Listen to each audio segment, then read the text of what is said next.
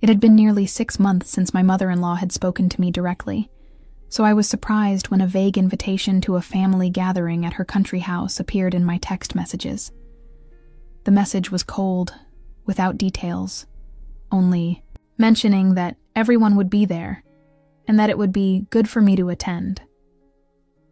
Despite being exhausted from my teaching job and the pile of essays waiting to be graded, I decided to make the trip. I packed a small suitcase, baked a homemade apple pie, her favorite, though she'd never admit it, and faced the 5-hour drive with a knot in my stomach, trying to convince myself that maybe this time things would be different. Every mile, I drove through the winding Virginia countryside. I fed that tiny flame of hope for reconnection. I'd never been fully accepted by Mark's family, especially his mother, Eleanor. From the moment he introduced me, a public school teacher with liberal views from a blue-collar Boston family, to his upper-crust Richmond relatives, I'd been an outsider. Their polite smiles never reached their eyes, and Eleanor's thinly veiled criticisms about everything from my accent to my casseroles had become a painful constant. Still, I put on my nicest sundress and practiced my warmest smile in the rear-view mirror as I drove. I imagined hugs, conversations, maybe even an apology for the barbed comments exchanged at Christmas when Eleanor had suggested that someone with my background might not understand their family traditions. I'd walked out of the dining room that night, and Mark had followed me, torn between his wife and his mother. He chose me then, but the chasm had only widened since. "It'll be fine," I whispered to myself as I turned onto the long gravel driveway that led to the Caldwell family country house. The sprawling colonial sat on 15 acres of manicured lawn and woodland, a monument to old Virginia money and privilege. I'd always felt small approaching it, but today the feeling was amplified by the eerie silence. No cars in the circular driveway, no sounds of conversation or laughter floating from the porch. A slight unease began forming in my chest as I parked. The late afternoon sun cast long shadows across the lawn as I carried my overnight bag and the carefully balanced pie toward the house. I noticed the front door was slightly ajar, which seemed odd. "Hello?" I called out, pushing it open. "Mark, Eleanor, anyone home?" What greeted me was a scene of disarray that made my heart sink. Empty wine bottles littered the usually immaculate living room. Plates with crusted food sat on every surface, and the kitchen beyond was in even worse shape. Dishes piled high, in the sink, trash overflowing, and what looked like spilled red wine staining the marble countertop. No sign of a party in progress, just the aftermath of one that had clearly ended. I set my pie down and moved through the house, calling out names with increasing confusion. Mark? Jennifer? Eleanor? The only response was the distant ticking of the grandfather clock in the hall. When I reached the kitchen island, I spotted a note propped against a half-empty bottle of bourbon, written in Eleanor's distinctive cursive. "Didn't expect you. Clean everything up." My hands trembled as I read it again, trying to make sense of the words. They hadn't expected me, but the invitation, and then it hit me with the force of a physical blow. There had been no family gathering, at least not today.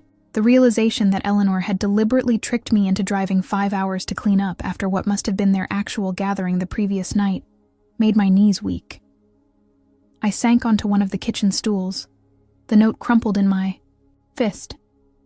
I pulled out my phone to call Mark, but stopped. What would I say? That his mother had humiliated me again? That I'd fallen for it again?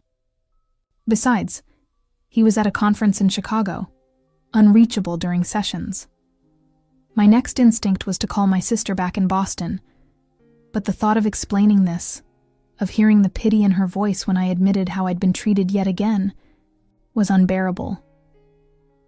Outside, the sun was setting, painting the kitchen in orange and pink hues that seemed to mock the darkness I felt inside. 5 hours back home in the dark, exhausted and humiliated, or stay in this empty house and face whatever further humiliation Eleanor had planned. Neither option felt tolerable. I paced the kitchen, anger bubbling up like a pot about to boil over. I imagined leaving the mess exactly as it was, perhaps adding to it, knocking over the remaining bottles, smashing a plate or two. I imagined driving to the nearest hotel, sending a group text to the entire Caldwell family, explaining exactly what I thought of their Southern hospitality. I imagined filing for divorce. But as quickly as these thoughts came, they dissipated, leaving behind a strange, hollow calm. Eleanor wanted a reaction. She wanted to prove I didn't belong, that I wasn't good enough for her precious son or her prestigious family. She wanted me gone. I looked down at the note again, at the imperious command. Then I looked around at the chaos of the kitchen. Evidence of a gathering I hadn't been invited. To Dee, maybe it had been the annual spring luncheon she hosted for her garden club friends. Or perhaps a small family dinner that, once again, my name had been conveniently left off the guest list.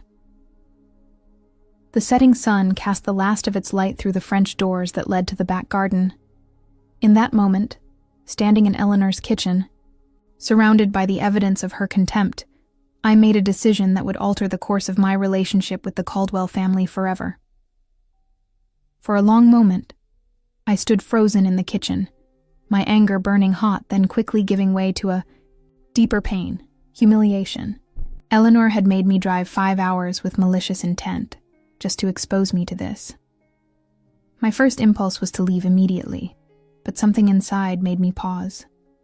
Maybe it was exhaustion. Maybe it was an unwillingness to give her the satisfaction of knowing how deeply she'd hurt me.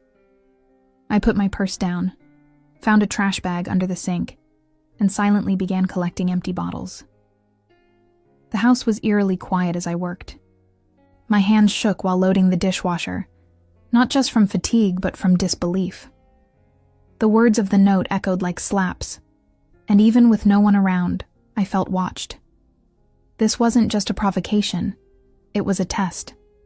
Eleanor wanted me to lose control, to complain, to call Mark crying. But I wouldn't give her that.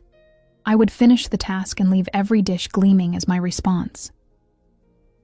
As I scrubbed dried wine from crystal glasses, memories of other slights surfaced. The Christmas Eleanor had forgotten to set a place for me at the table. The time she'd introduced me to her friends as Mark's current girlfriend after we'd been married for 2 years. The family photos where I was positioned at the edges, easy to crop out later. Each recollection fueled my determination to finish the job perfectly. By midnight, the kitchen gleamed. I'd moved to the living room, straightening furniture, vacuuming, crumbs from between sofa cushions, and wiping fingerprints from surfaces. My back ached, and my eyes burned with unshed tears, but I kept working methodically. This house, with its antique furniture and family heirlooms, told the story of generations of Caldwells. There were no photos of me on the walls, no evidence. I existed in their world except as an inconvenience. Around 2 a.m, I finally trudged upstairs with my overnight bag. The guest room, never my room despite years of visits, was at least clean.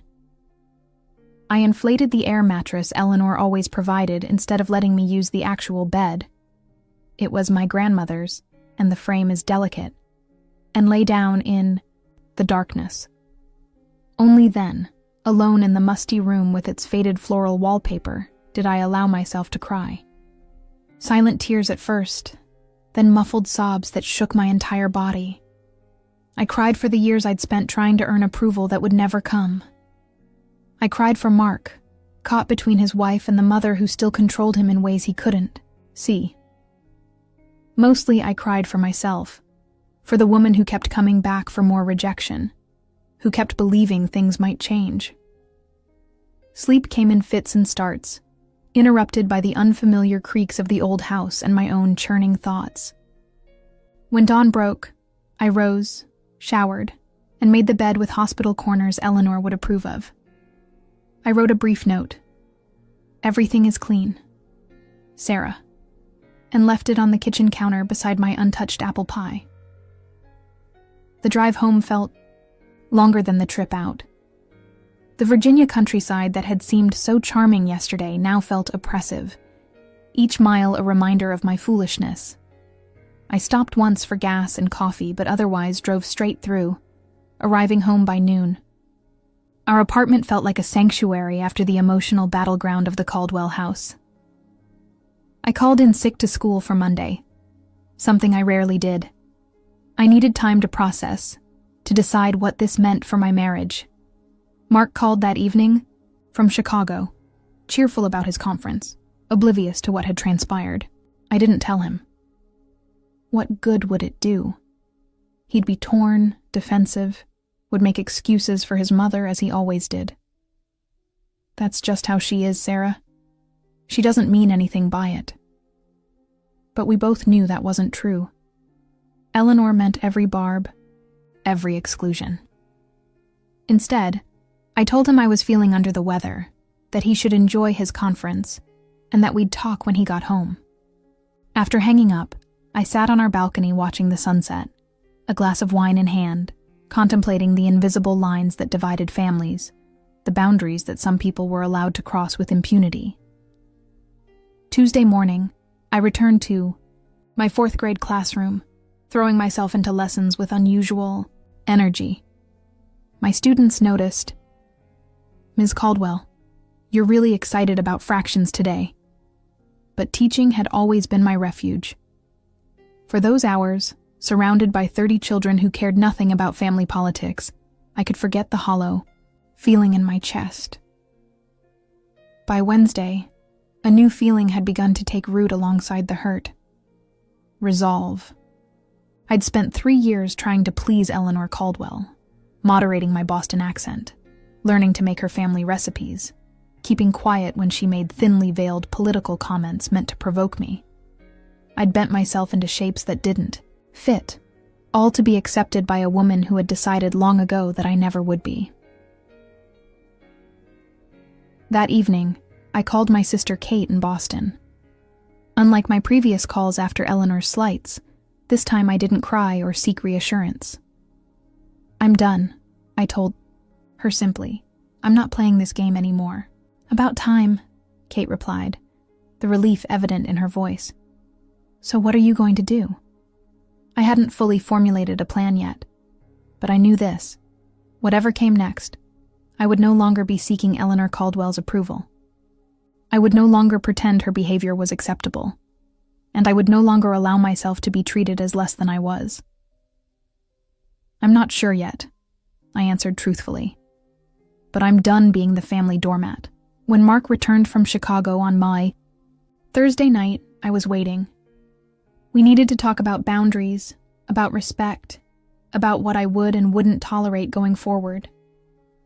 This conversation was years overdue, and I knew it wouldn't be easy. But as I watched him wheel his suitcase through the door, looking tired but happy to be home, I steeled myself. This wasn't just about Eleanor anymore. It was about our marriage, and whether it could survive the poison of his mother's hostility. What I didn't know then, as I prepared to confront my husband, was that Eleanor had already made her next move, one that would force a reckoning none of us was prepared for. The conversation with Mark didn't go as planned. Before I could even begin explaining what had happened at the country house, he handed me an envelope. "Mom asked me to give you this," he said, his expression unreadable. Inside was a check for $200 with a note. "For your cleaning services. Professional rates." I stared at the check, speechless. The humiliation I'd thought couldn't cut any deeper somehow found new depths. Mark watched me, confusion crossing his face as my hands began to shake. "What's wrong? I thought you'd be happy. Mom said you helped clean up after their garden club luncheon, and she wanted to compensate you." His obliviousness was its own kind of pain. I carefully explained what had actually happened. The text, the 5-hour drive, the empty house, the command to clean.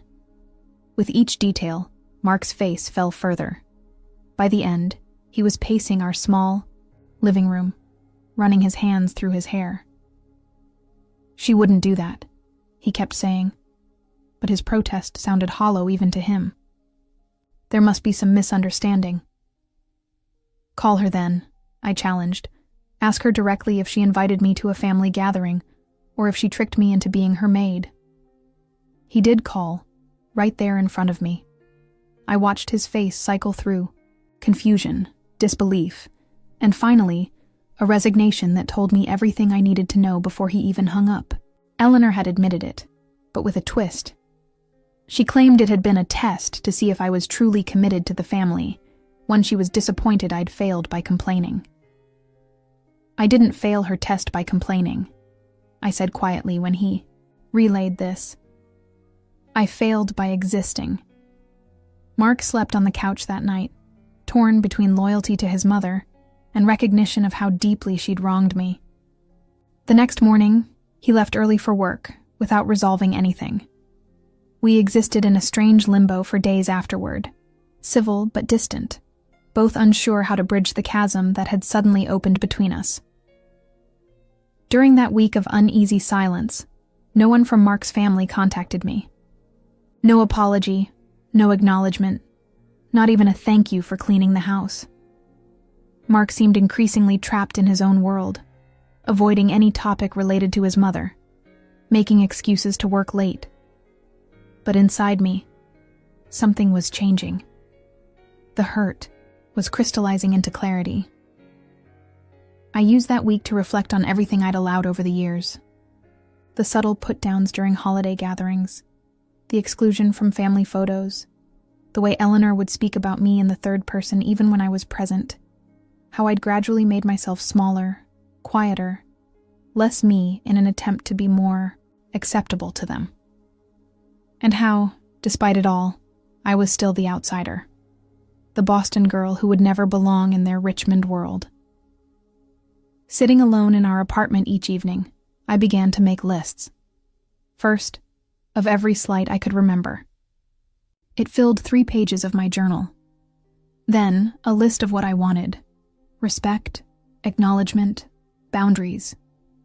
Finally, a list of what I was willing to do to get those things. This last list surprised me with its boldness. On Wednesday, I called my old college roommate Tanya, now a corporate attorney in D.C.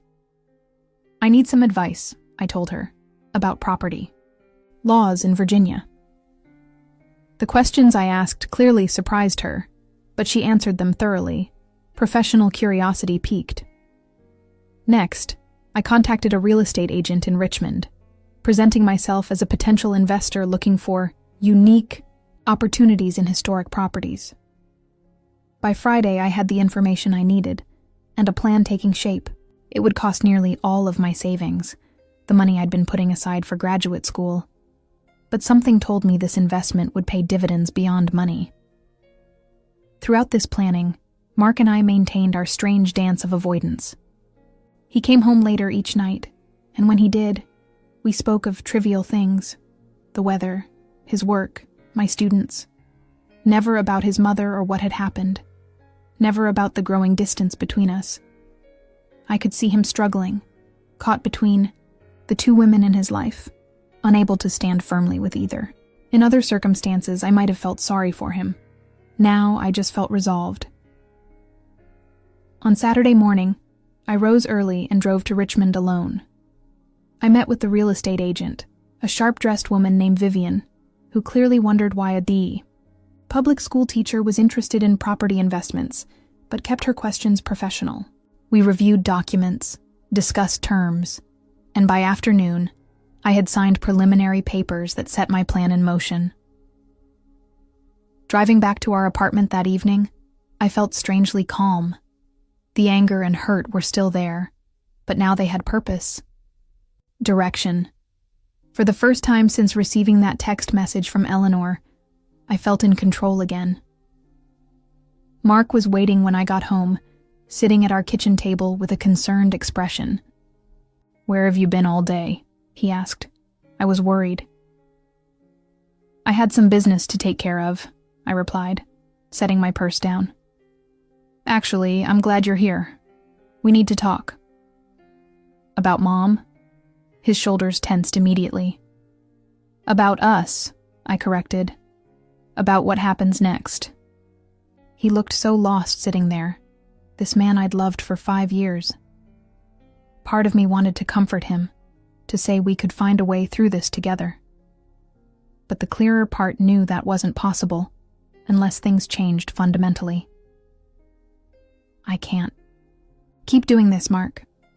I can't keep trying to earn a place in your family that will never be given. And I can't be with someone who won't stand up for me when I'm treated like less than a person. That's not fair, he protested weakly. I'm caught in the middle. You put yourself in the middle, I pointed out. You could have been firmly on my side. That's what partners do. We talked for hours, circling the same points repeatedly. Mark acknowledged his mother's behavior was wrong, but insisted she would never change. I maintained that she didn't need to change. He did. By midnight, we'd reached an exhausted stalemate with no resolution in sight. Sunday morning, my phone buzzed with a text from Eleanor. Family dinner next Sunday, 4 p.m. Important announcement. No apology, no acknowledgement of what she'd done. Just another command, another expectation that I would fall in line. I showed the message to Mark. Are you going? He asked hesitantly. Yes, I answered, surprising him. But not as the person she thinks I am. The week that followed was one of the strangest of our marriage. Mark and I existed in parallel, sleeping in the same bed but barely touching, eating at the same table but rarely speaking. He seemed to be waiting for something, for me to break down perhaps, or to forgive and forget, as I always had before. But I was done with that pattern. Instead, I finalized my plans. I had phone calls with Tanya, with Vivian, with a financial advisor. I withdrew my savings and arranged for a cashier's check. I bought a new dress, nothing flashy but more expensive than anything I'd normally wear. And I waited, counting down the days until Sunday's important announcement. What Eleanor didn't know, what none of them knew, was that I had an announcement of my own to make. Sunday arrived with perfect Virginia spring weather, blue skies, blooming dogwoods, and a gentle breeze that seemed to mock the storm brewing inside me. Mark had left early that morning, mumbling something about helping his father set up for the dinner. He'd been walking on eggshells around me all week, sensing that something had changed but unable to identify what. I took my time getting ready, carefully applying makeup and styling my hair in a way Eleanor would consider appropriate. The new dress, a simple navy sheath that had cost more than I usually spent on clothes for an entire season, hung on the back of the bathroom door. As I slipped it on, I caught my reflection in the mirror and barely recognized myself. Not because of the dress, but because of the woman wearing it. Gone was the eager-to-please daughter-in-law, replaced by someone with clear eyes and a straight spine. Instead of driving directly to the Caldwell home in Richmond's historic Fan District, I made a stop at the offices of Tanya's law firm. Though it was Sunday, she'd arranged for a notary to meet us there. Within 30 minutes, the final paperwork was signed, notarized, and filed electronically. Tanya handed me a sealed envelope containing copies of everything. "Are you sure about this?" she asked, her expression a mixture of concern and admiration. "More sure than I've been about anything in a long time," I replied, tucking the envelope into my purse. Rather than taking my usual compact car, I'd arranged for a car service, a sleek black Lexus with a professional driver. It was an extravagance I couldn't really afford, but today was about making a statement. As we pulled up to the Caldwell house, I could see several cars already parked along the tree-lined street. The important announcement had drawn a crowd. Mwanki instructed the driver to wait, then took a moment to observe the scene from the car. Through the large bay windows, I could see people gathered in the formal living room, Eleanor holding court in her favorite armchair, Mark's father Thomas standing by the fireplace with a drink, Jennifer and her husband Paul on the love seat. Mark's brother David was there with his wife Emma, their 2 children running between the adults' legs. Several of Eleanor's friends from the garden club were scattered around the room, all dressed in the understated expensive way that signaled old Richmond money. I watched for a few minutes, invisible as always. No one looked toward the street. No one wondered where I was. I was an afterthought, if I was a thought at all. Taking a deep breath, I stepped out of the car and walked up the brick pathway to the front door. The heavy brass knocker made a satisfying thud against the wood. Jennifer's husband Paul opened the door, his expression shifting from polite welcome to surprise when he saw me. "Sarah, we weren't sure you'd come." "I wouldn't miss it," I replied, stepping past him into the foyer. The conversation in the living room dimmed as heads turned in my direction. Eleanor's smile froze in place, her eyes narrowing slightly. "Sarah, dear, you're late," she said, making it sound like an accusation. "We were just about to make our announcement." Mark moved toward me, relief and confusion warring on his face. "You look nice," he said quietly, reaching for my hand. I let him take it, but there was no warmth in my grip. "Before you make your announcement," I said, addressing Eleanor directly, "I have something I'd like to share with the family." My voice was steadier than I'd expected, carrying clearly across the suddenly silent room. Eleanor's mouth tightened. "This isn't really the time for—" "It won't take long," I interrupted, something I'd never dared to do before. The shock on her face almost made me smile. "And I think you'll find it relevant to whatever you're planning to announce." I reached into my purse and withdrew the envelope Tanya had given me. Moving to the center of the room, I handed it to Mark. "Would you mind opening this and sharing the contents with everyone?" His hands were hesitant as he broke the seal and pulled out the papers. I watched his eyes scan the first page, confusion deepening with each line. "Sarah, what is this?" he finally asked, looking up at me. "Why don't you tell everyone what it says?" I suggested calmly. Mark cleared his throat. It's a deed transfer for the country house. It says—" He trailed off, rereading the document as if expecting the words to change. "It says the Caldwell family country house now legally belongs to me," I finished for him, "along with the 15 acres it sits on." The silence that followed was absolute. Even the children seemed to sense the tension, freezing in their play. Eleanor was the first to recover, a nervous laugh escaping her lips. "Don't be ridiculous," she said, holding out her hand imperiously. "Let me see that."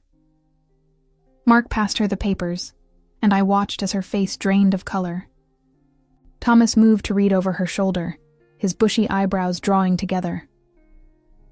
"This can't be legal," he sputtered, looking between the document and me. "We never sold the property to you." "Not directly," I agreed. "But 3 weeks ago you sold it to Hillcrest Holdings to avoid capital gains tax on another property sale. Hillcrest Holdings is a shell company that, as of yesterday, belongs to me." Eleanor's hands were shaking now. "How did you even know about that transaction? It was private."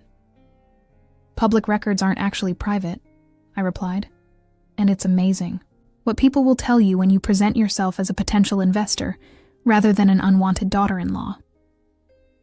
The room erupted in confused chatter. Jennifer was frantically whispering to Paul. David was demanding answers from his father. Mark just stared at me, seeing me, truly seeing me, perhaps for the first time since we'd met. Eleanor stood suddenly, the papers clutched in her fist. "Whatever game you're playing, it won't work. Thomas, call Richard," she commanded, referring to their family lawyer. "He'll tell you the same thing," I said. "The sale was legal, the transfer is legal, and the property is now mine." I turned to face the entire room. Which brings me to why I'm here today. I believe Eleanor and Thomas had an announcement to make about the country house. All eyes turned to Eleanor, whose face had gone from pale to mottled red. I'd guessed correctly. Their important announcement had something to do with the property they thought they still owned. "Go ahead," I encouraged her, taking a seat on the arm of an empty chair. "I'm very interested to hear what you had planned." Eleanor remained frozen, the crumpled papers still clutched in her trembling hand. Thomas placed a steadying arm around her shoulders, his florid face now ashen. The silence stretched painfully until Mark broke it. "Mom? Dad? What was the announcement about the country house?" Eleanor's eyes darted around the room, landing everywhere, but on me. That is, your father and I." She stopped, seemingly unable to continue. Thomas cleared his throat. "We were planning to announce that we're converting the country house into a family trust," he said, voice lacking its usual confidence. "Each of you, David, Mark, and Jennifer, would have received a portion, with the main house remaining under our control during our lifetime." Understanding dawned on Mark's face. "But if Sarah owns it now..." "Then there's nothing to put in the trust," I finished. "At least, not without my consent." David stepped forward, his lawyer's mind clearly racing to find a loophole. "How much did you pay Hillcrest? We can buy it back at a reasonable profit to you." "That's not why I bought it," I replied calmly. "Then why?" Jennifer asked, genuine confusion in her voice. Of all the Caldwell siblings, she'd been the least openly hostile. To me, though, she'd never been particularly warm either. I stood up, smoothing my dress. 2 weeks ago, Eleanor invited me to a family gathering at the country house. I drove 5 hours to find an empty house with a mess left from what I now understand was the garden club's spring luncheon. There was a note telling me to clean everything. Jennifer gasped. Paul looked uncomfortable. David's wife Emma glanced sharply at Eleanor. "So I cleaned," I continued. "I spent the night on an air mattress, and I drove 5 hours back the next day. No one called to check if I'd arrived safely. No one thanked me. Instead, I received a check for cleaning services." I turned directly to Eleanor, whose face had turned an alarming shade of red. "You've made it abundantly clear that I'm not family. I'm a servant at best. An intruder, more accurately. So I decided to stop pretending otherwise." One of Eleanor's garden club friends rose quietly, murmuring about family matters, and making a discreet exit. 2 others quickly followed. The family's private humiliation was becoming too uncomfortable to witness. "You had no right," Eleanor finally managed, her voice a harsh whisper. "That house has been in the Caldwell family for generations." "And legally it still is," I replied. "I'm a Caldwell too, remember? By marriage, if not by your acceptance." Thomas stepped forward, lawyer mode engaging. "What do you want, Sarah? Money? Some sort of revenge?" "I want what I've always wanted," I said simply. "Respect." Mark moved to my side, finally finding his voice. "Mom, did you really do that? Make Sarah drive all that way just to clean up after your luncheon?" Eleanor's mouth worked soundlessly for a moment. "It wasn't like that," she finally said. It was meant to be a lesson." "A lesson in what?" Mark pressed. "In family loyalty," Eleanor burst out. "In understanding her place. Your grandmother cleaned that house for 40 years. My mother-in-law expected it of me when I married your father. It's tradition." "It's humiliation," I corrected. "And it stops now." David, ever the pragmatist, stepped in. "Let's all take a breath. There must be a reasonable solution here." He turned to me with the patronizing smile he reserved for difficult clients. "Sarah, surely we can come to some arrangement. The country house means a lot to this family. It meant enough that you were willing to trick me into being your maid," I replied, "but not enough to include me in your family gatherings." Jennifer, who had been unusually quiet, suddenly spoke up. "She's right. You know? All eyes turned to her in surprise. We've been awful to Sarah, all of us, but especially you, Mom. Eleanor looked as if she'd been slapped. Jennifer Caldwell Hayes, how dare. It's true, Jennifer insisted, color rising in her cheeks. We've excluded her, criticized her, treated her like she's somehow less than us because she didn't grow up with family money or go to the right schools. It's shameful. Paul squeezed his wife's hand in silent support. It was the first time any Caldwell had openly acknowledged how I'd been treated. A tense silence fell over the room. I could feel Mark's eyes on me, questioning, uncertain. He'd been caught in the middle for so long that he'd become paralyzed, unable to fully stand with either side. Now, with everything laid bare, he had to choose. What happens now? He asked, quietly. With the house? I opened my purse again and removed a second envelope. Inside is my plan for the property. I'd like you all to review it. Thomas took the envelope with obvious reluctance.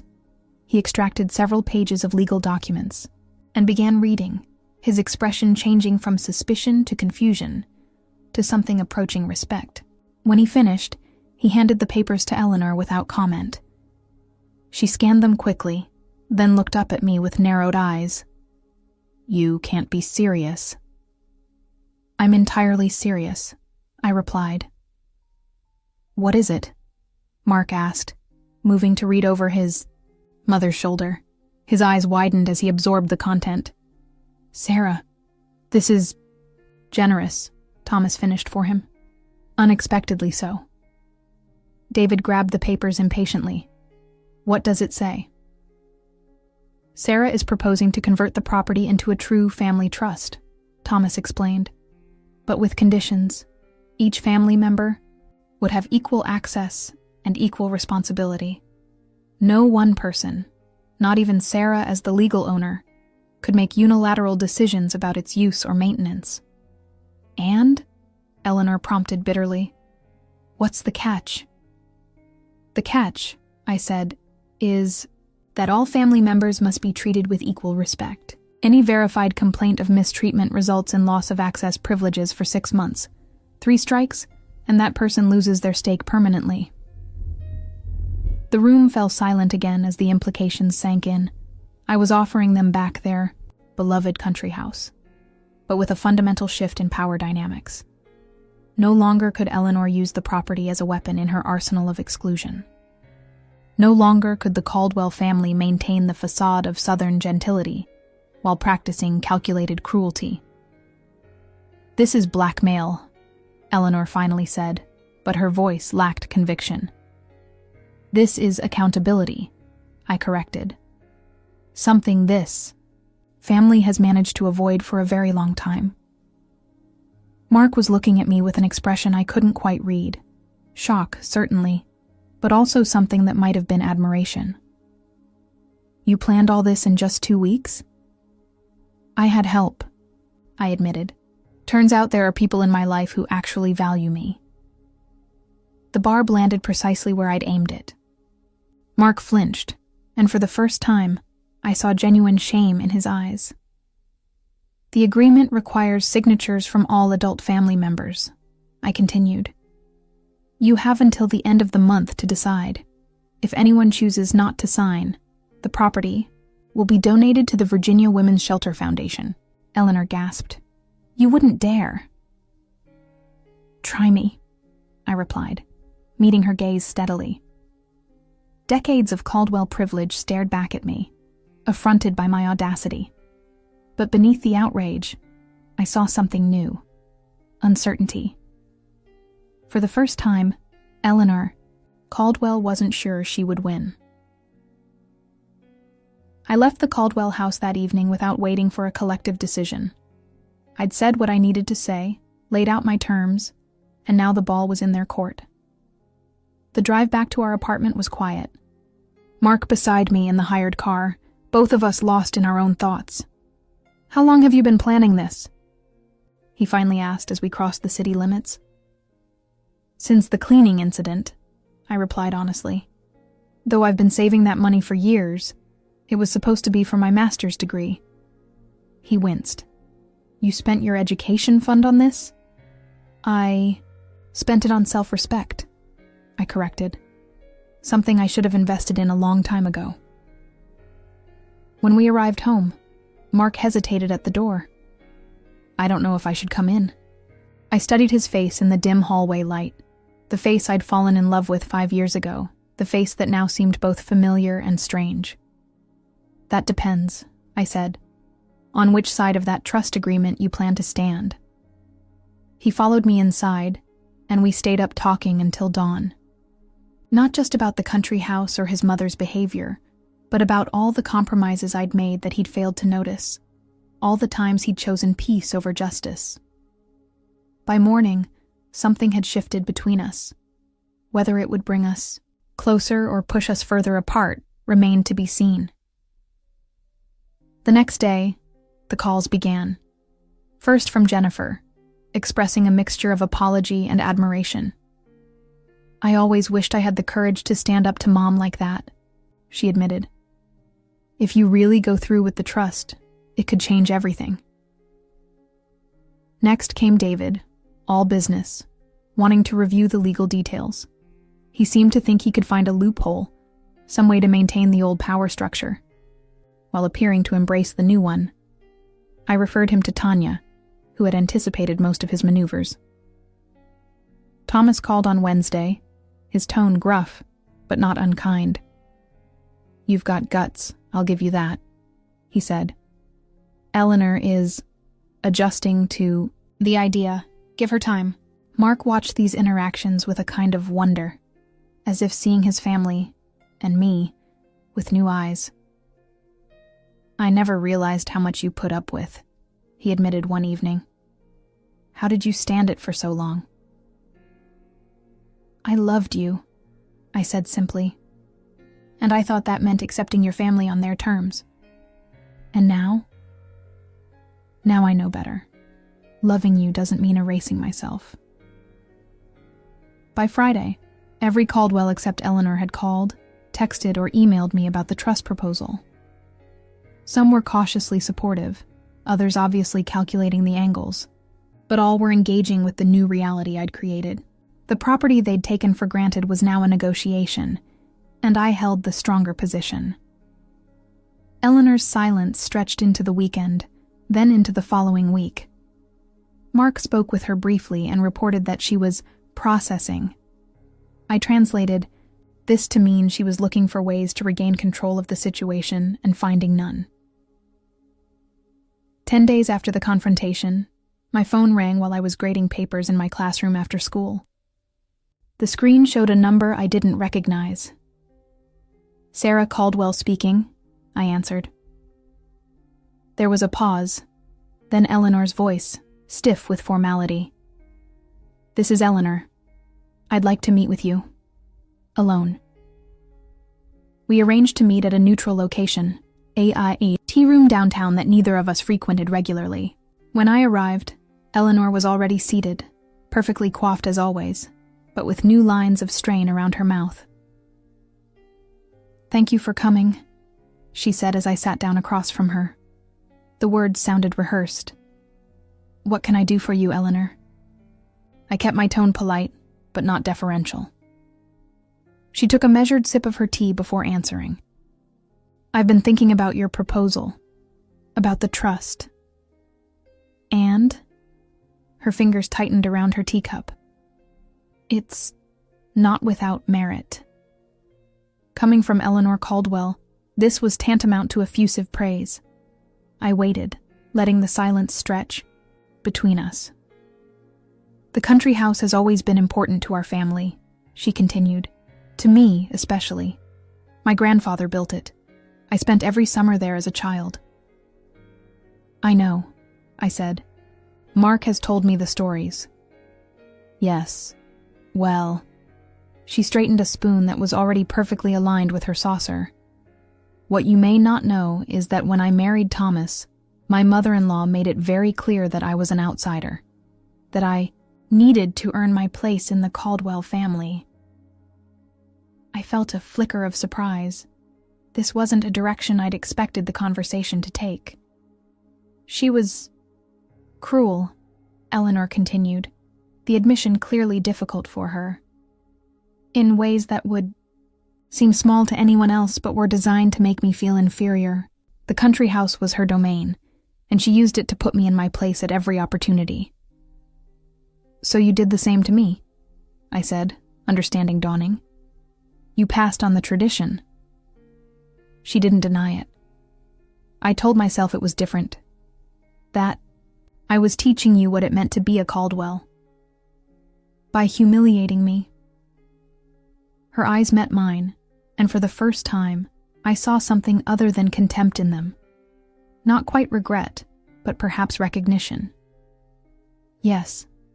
We sat in silence for a moment, the weight of her admission hanging between us. I won't sign your trust agreement, she finally said. My heart sank, but I kept my expression neutral.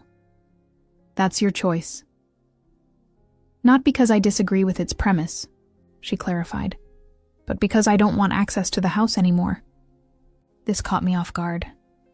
I don't understand. Eleanor set down her teacup with careful precision. I want you to keep the house. Use it how you see fit. Make it yours in a way I was never allowed to make it mine. A ghost of a smile touched her lips. Break the cycle, as they say these days. I studied her face, looking for the trap, the hidden agenda. Why? Because you were right, she said simply. What I did was inexcusable, and continuing to fight you for control of that house would only perpetuate what my mother-in-law did to me, what I did to you, and what someone would eventually do to Jennifer or Emma or whoever comes next. It wasn't an apology. Not exactly. Eleanor Caldwell would probably never bring herself to say the words, "I'm sorry." But it was an acknowledgement, and perhaps that was worth more. I'll think about it, I said carefully. She nodded, then reached into her purse and withdrew an envelope. This is for you, a wedding gift, long overdue. Inside was a check for an amount that made my eyes widen. For your master's degree, Eleanor explained. Since you spent your savings on teaching this old woman a lesson she should have learned decades ago. I wanted to refuse it, to tell her that my self-respect wasn't for sale, but looking at her face, proud, but also for the first time vulnerable, I understood that this wasn't a bribe. It was restitution. Thank you, I said, tucking the check away. I'll use it. Well? We finished our tea in a strange but not uncomfortable silence. As we prepared to leave, Eleanor paused. Mark is a better man because of you, she said. I wasn't ready to see that before. In the months that followed, the Caldwell family dynamics shifted in ways both subtle and profound. The trust agreement was eventually signed by everyone except Eleanor, who maintained that she wanted no claim on the property. Mark and I renovated the main house, removing the outdated floral wallpaper and heavy drapes that had been Eleanor's mother-in-law's taste, replacing them with simpler, brighter decor that felt like us. We hosted our first family gathering there, that summer, a casual barbecue, rather than the formal affairs Eleanor had always insisted upon. Jennifer brought a boyfriend Thomas and Eleanor would never have approved of. David actually laughed. And Eleanor, to everyone's surprise, arrived with a homemade pie and a bottle of wine, staying on the periphery but present nonetheless. Mark found me on the porch swing late that evening, watching fireflies rise from the lawn. Happy? He asked, sitting beside me. I considered the question. The past year had transformed me in ways I was still discovering. I had stood up for myself, risked my marriage, spent my savings, and challenged a family dynamic that had persisted for generations. I had lost the eager-to-please woman I'd been and found someone stronger, clearer, more certain of her worth. Yes, I said, leaning against his shoulder. But not because they finally accept me. Then why? I watch the fireflies, their brief, brilliant lights illuminating the gathering darkness, because I finally accept myself.